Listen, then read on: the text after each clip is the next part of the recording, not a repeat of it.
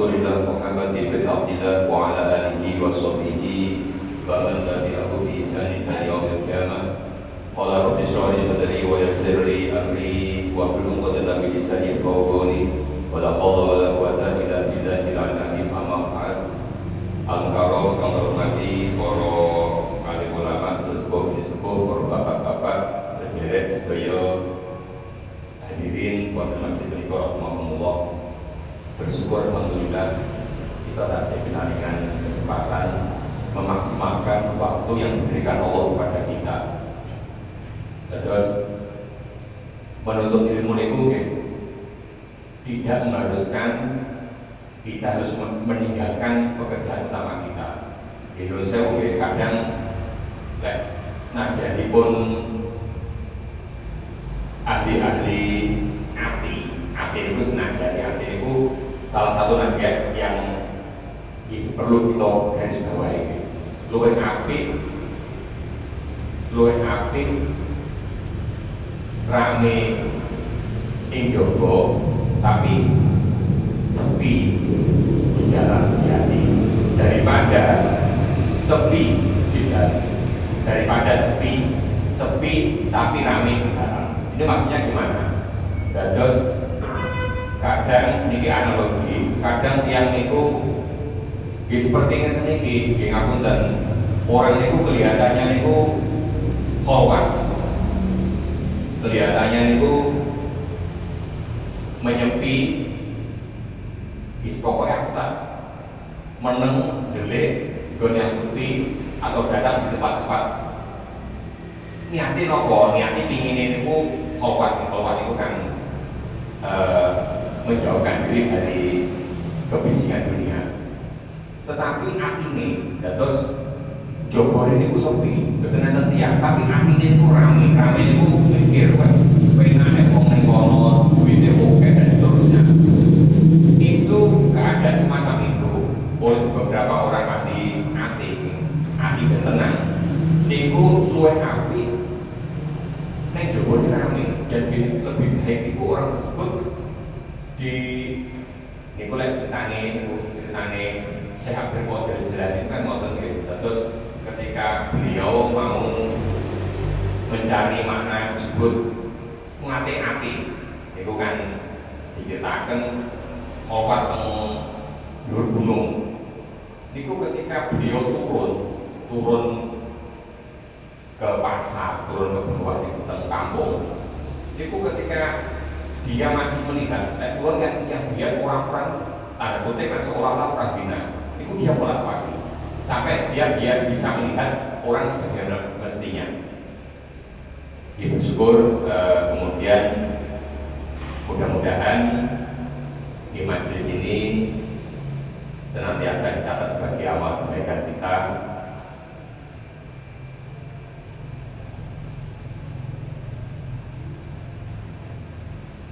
Alhamdulillah penerus kita semua ini mudah-mudahan menjadi generasi muda yang solehah.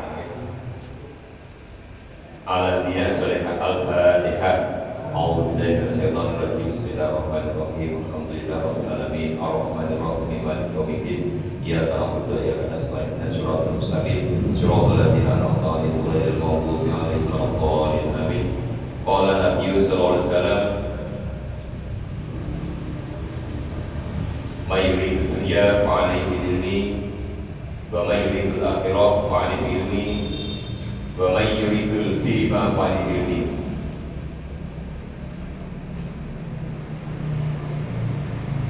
Man utawi sapane wong yuridu kang ngarepake sapa man dunya ing dunya fa 'alaihi mongko wajib ing atase man bil ilmi kelawan ilmu.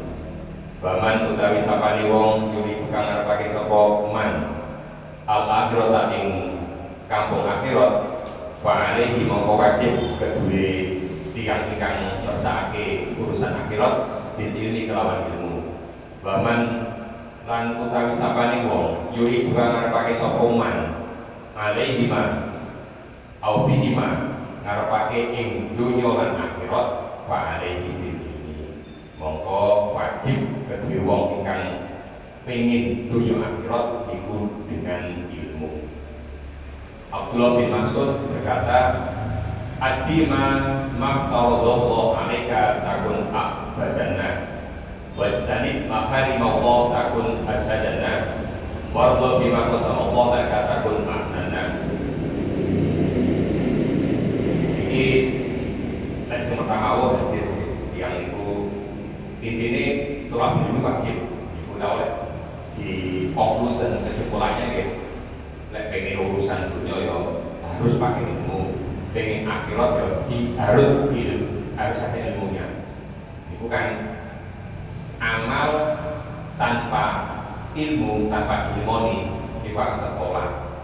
Maksudnya itu kita kok amalnya wakil, petoke amalnya kata tapi nggak diberi ilmu, berarti kan ilmu sekolah nanti.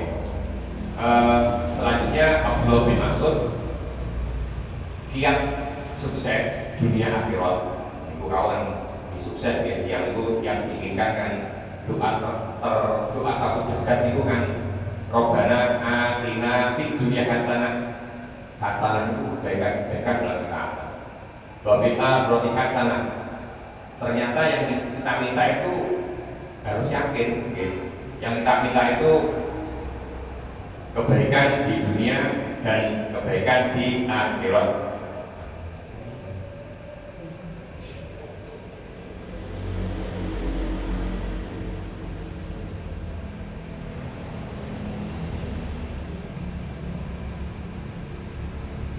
Abdullah bin Mas'ud, yang pengen tentrem, pengen tenang, yang pertama laksanakan dengan sempurna apa yang telah diwajibkan Allah Subhanahu wa Ta'ala kepadamu. Niscaya kamu menjadi orang yang ibadahnya paling baik. Yang kedua, jauhilah apa yang dilarang Allah. Niscaya kamu menjadi orang yang paling zuhud. Yang ketiga, terimalah dengan senang hati rezeki Allah Subhanahu wa Ta'ala yang diberikan kepadamu. Niscaya kamu menjadi orang yang paling kaya. Iku dawuhipun Abdullah bin Mas'ud. Pengertian zuhud itu kan dari berbagai ulama kan di kata ya. Termasuk nanti di sini diceritakan bagaimana pendapat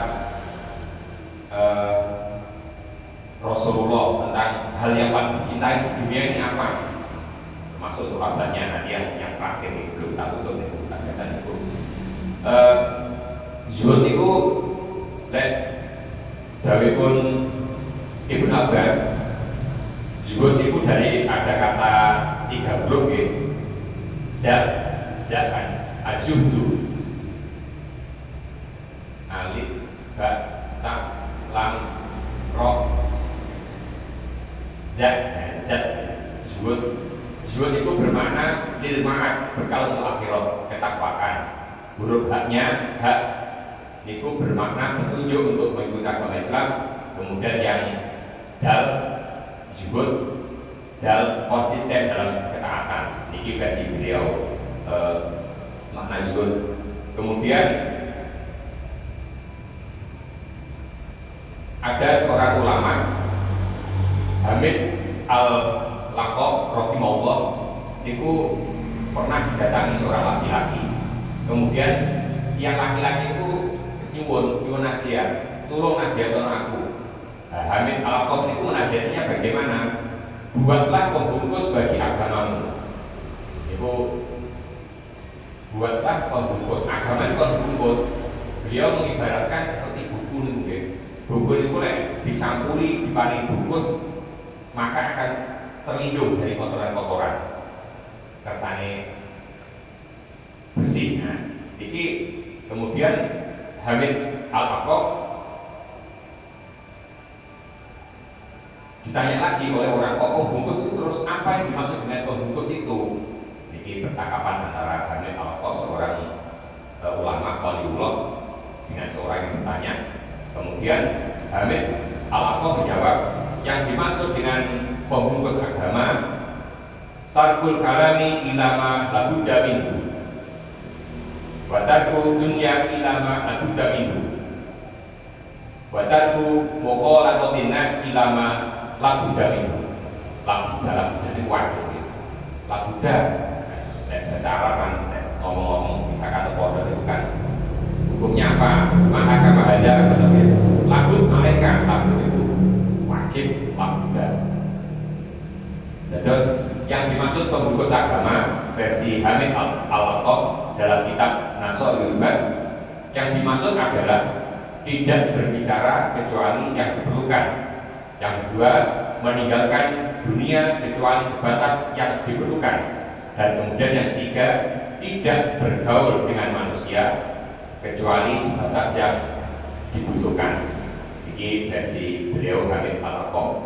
Juga penjelasan ini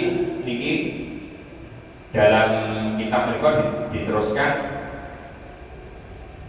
Nabi Sulaiman alaihissalam dan Luqman alaihissalam, dua nabi ini juga pernah berkata, jika orang yang bicara baik itu seperti perak, yang ngomong api itu berarti perak, tetapi ternyata diam dari berkata buruk itu seperti emas. Diam dari berkata buruk itu seperti emas. Terus sangat berharga. Itu senada kali dawe Rasul Fa'in takun khairat awliyat. Kalau kamu tidak bisa berkata sesuatu yang baik, maka lebih baik yasmut, lebih baik diam. Nah, berkenaan dengan cara berbicara orang, itu saya Abdul Qadir itu membagi yang itu pernah dan sekawan. Yang pertama itu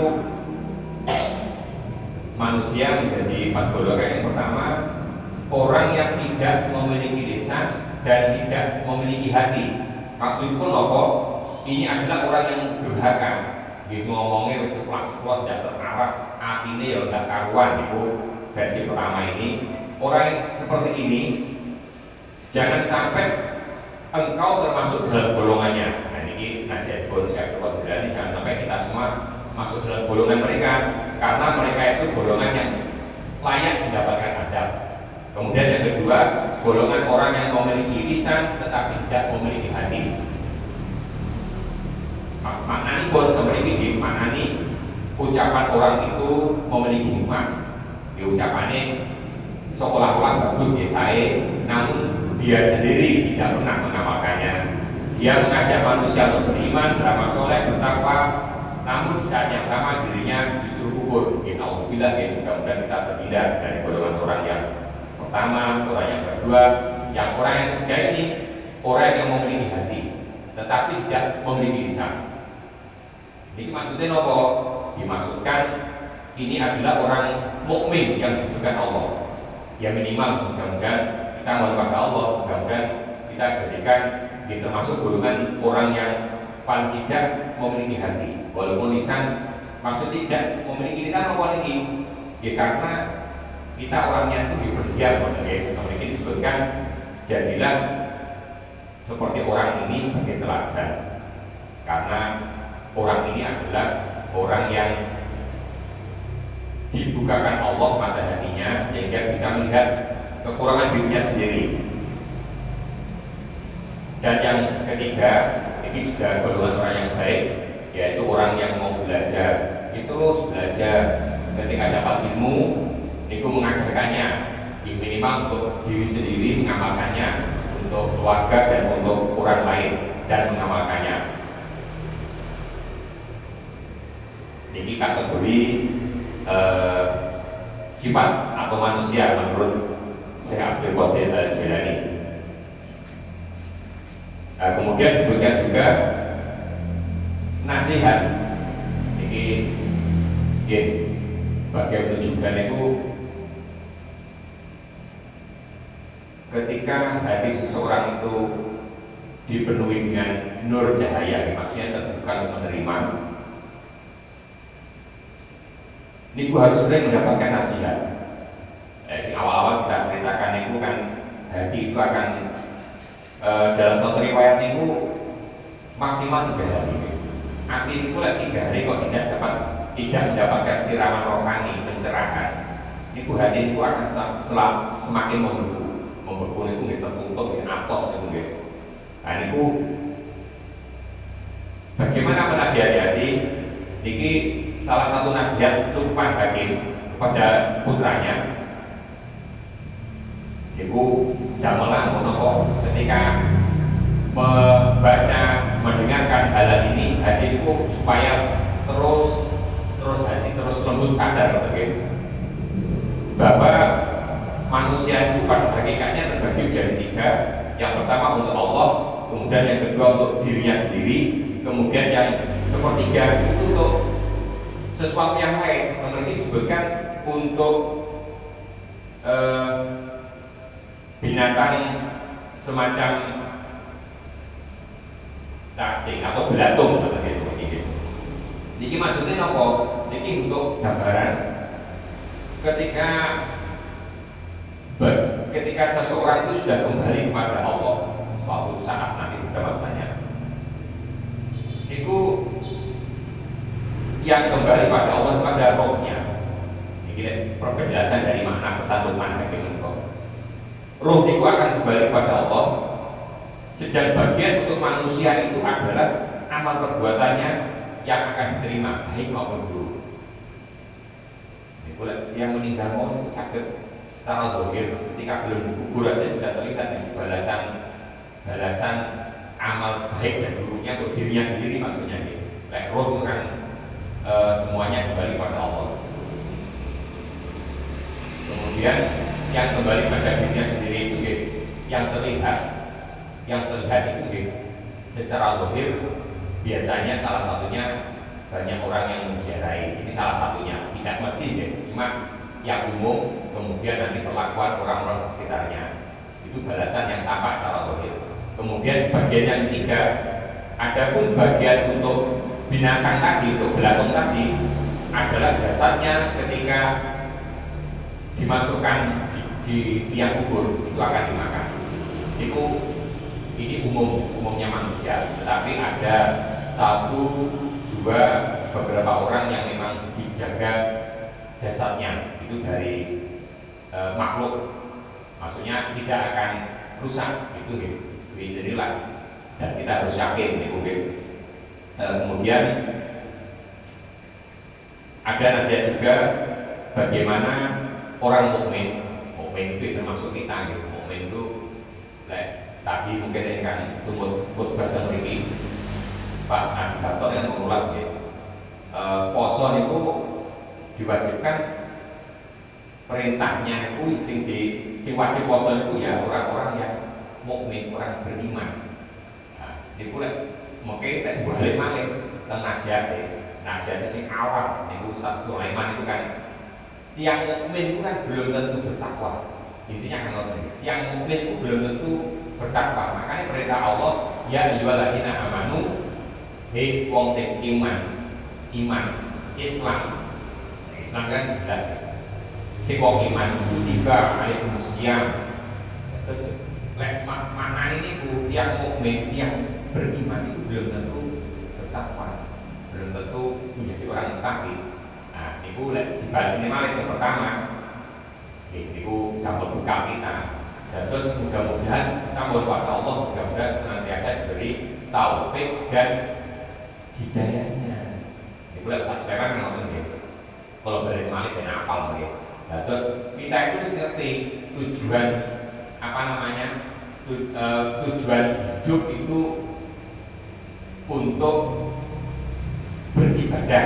Misalkan itu, saya kan terus ngerti arah tujuan kita itu, kita semua itu menuju perjalanan, misalkan kemarin menuju ke Jakarta, kan ngoten arahnya itu ke Jakarta, tetapi taufik aja tidak cukup karena kita perlu hidayah itu bagaimana kemampuan kita untuk tahu jalan arah menuju ke Jakarta.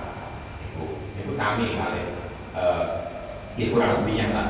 Terus diwajibkan yang puasa itu salah satunya agar kita menjadi orang yang bertakwa. Mudah-mudahan takwa ini saat ini misalkan bisa dinilai kan harus bertambah gitu.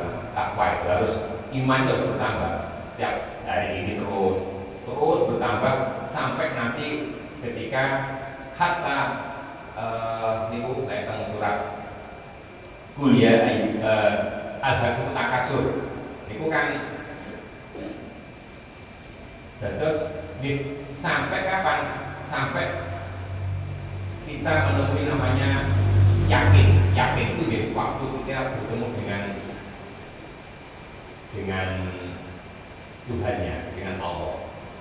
Dan yakin nanti mudah-mudahan kita kenikmatan besar seorang hamba itu bukannya dia dibebaskan dari api neraka, dimasukkan di dalam surga yang penuh kenikmatan. Itu kan ada satu kenikmatan yang subhanallah itu yang dijadikan Allah pada hambanya. Itu apa? Itu adalah ketika itu ada dua kenikmatan orang berpuasa. Yang pertama ketika berbuka puasa, dan yang kedua ketika orang yang berpuasa itu bertemu dengan rohnya. Dia ketemu dengan roh itu dan yang sudah menciptakan kita, itu roh. Dan itu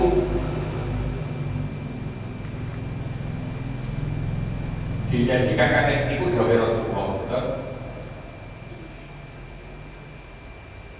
dua kesenangan bagi orang berpuasa.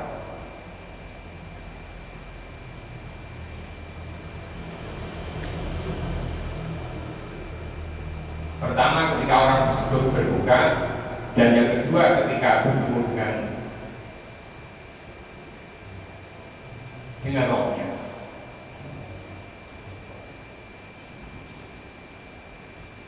Kemudian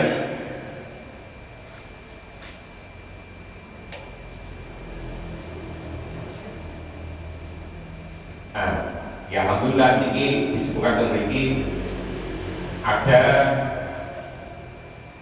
benteng itu apa sini apa nggak tapi apa cara perang itu pelonane pokoknya bersembunyi di atas kita membuat perlindungan perisai supaya tercegah dari musuh-musuh yang bisa menyerang itu kan kita diam dalam benteng. Dan itu ada bentengnya orang mukmin supaya kita aman dari gangguan setan. Ini versi kita ini kok ya.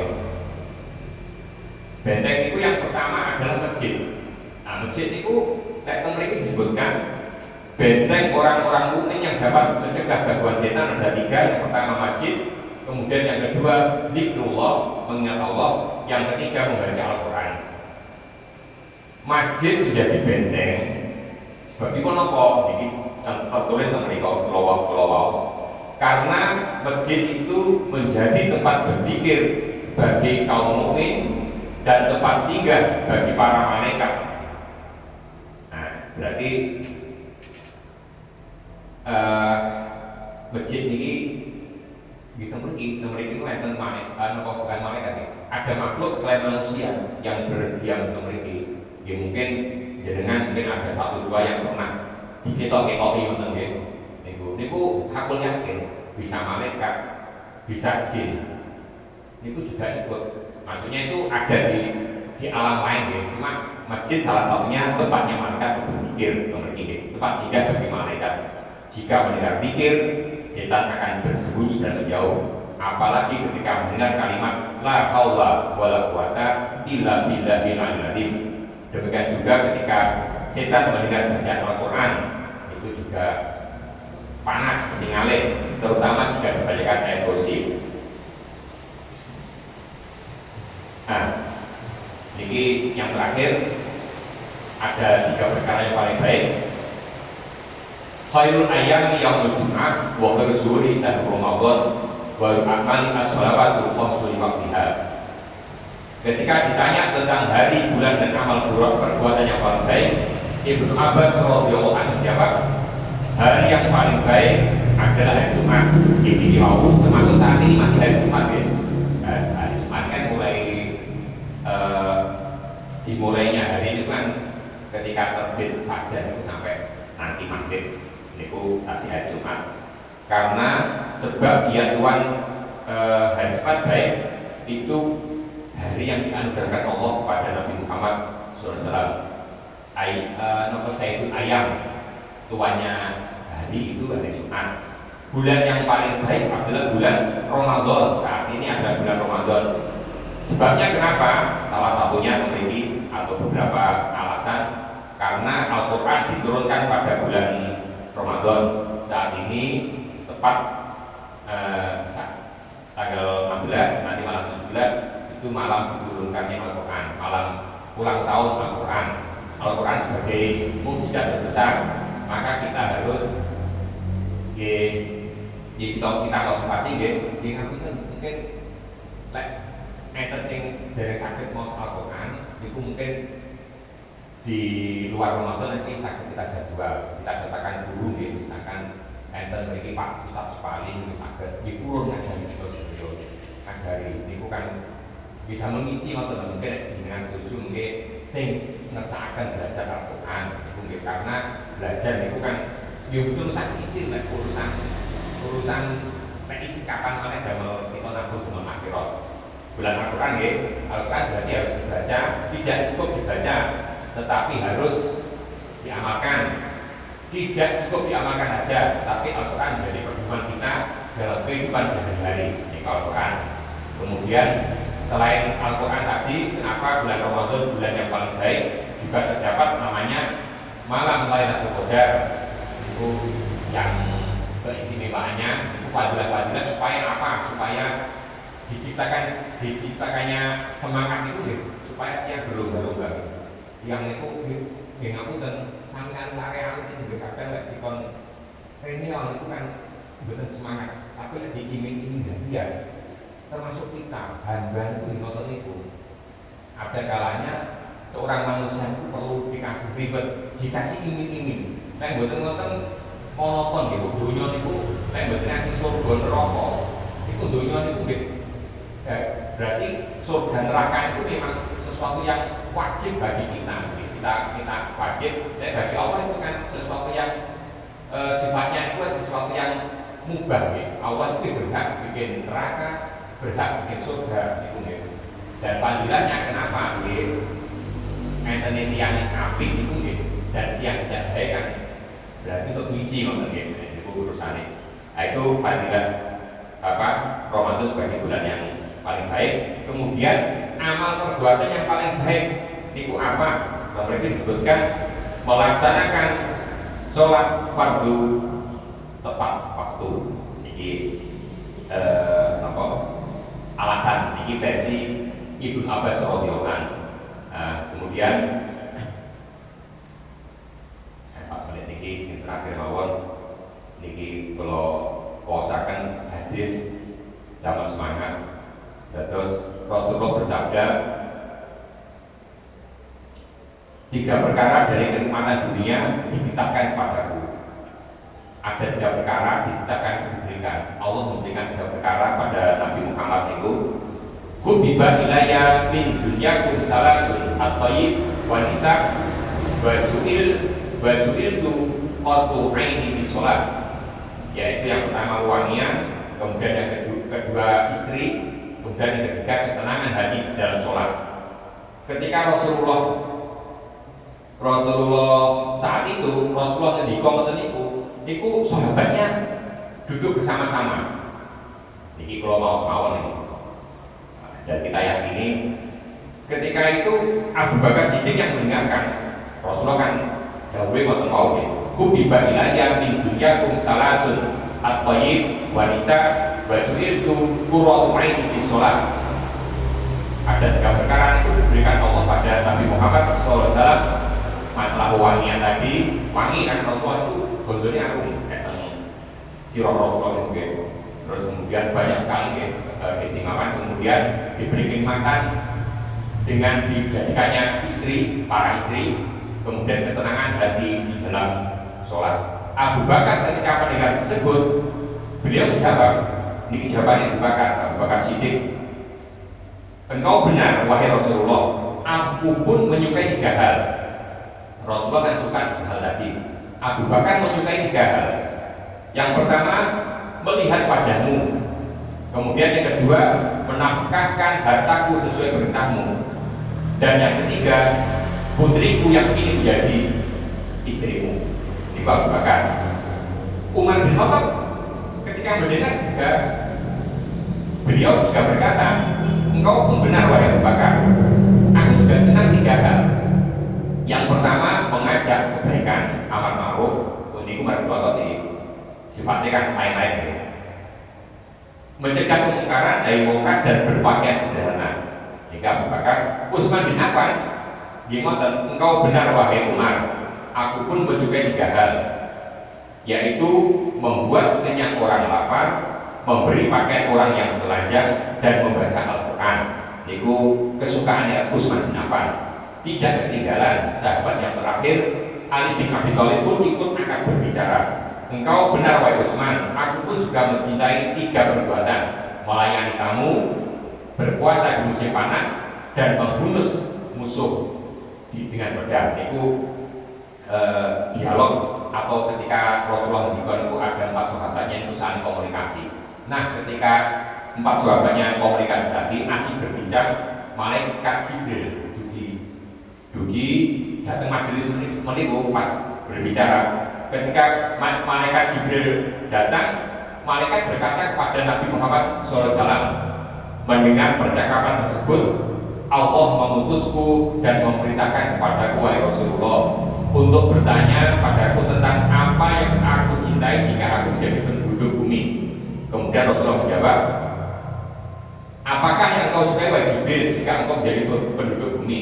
Kemudian Jibril menjawab, memberi petunjuk orang-orang yang sesat, menemani orang-orang yang taat pada Allah, dan menolong keluarga yang fakir. Mudah-mudahan ini memiliki, mudah-mudahan sebagaimana Allah menjadi hal pada diri hambanya, kuat hamba melaksanakan ketaatan, hamba yang menyesali maksiat, dan kesabaran hamba menghadapi kefakiran. Mudah-mudahan yang sudah kita lakukan menjadi keberkahan bagi kita semua. Berkat fitri wa minna ta'ala. Akhiri walau nikum wallahu muwaffiq ila aqwamit thoriq. Wassalamualaikum warahmatullahi wabarakatuh.